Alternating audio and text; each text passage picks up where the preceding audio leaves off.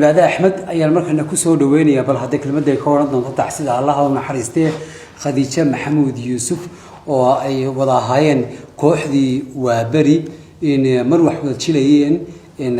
جارهان عان وسط المعاملة قيبها هدها يدقنك إن عبادة سود وود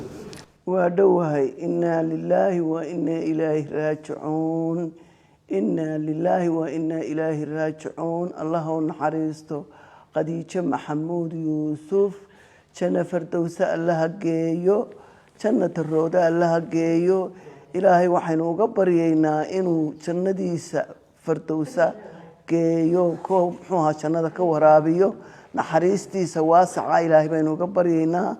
قد تشوف وناكسن بيهيد أو دقن أو تبع عدسن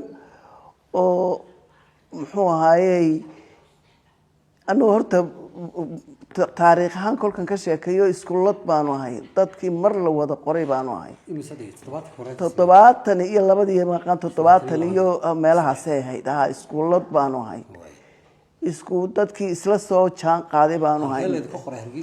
xamar baan laga qoray xaafada la yiraahdo Fiyooraha baan laga qaaday imtixaan marka ay mikana fanaaniintu degan tahay baan laga qaaday imtixaan iyadu saylici bay ku soo gashay aniguna botar baan ku galay laga galaa marka sidaasaanu marka folklore-ku noqonay marka folklore-kii anagoo haddana waxna waanu jili jiray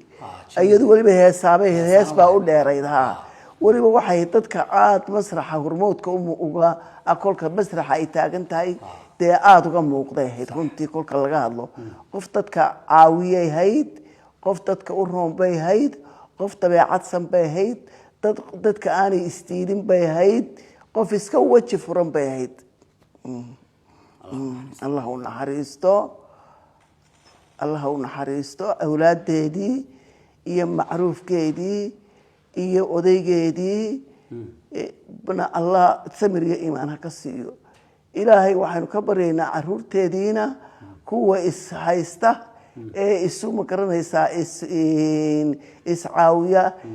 halkii hooyadood u joogtay isu wada gala baynu ilaahay ka baryaynaa ilaahay saasaynu ka baryaynaa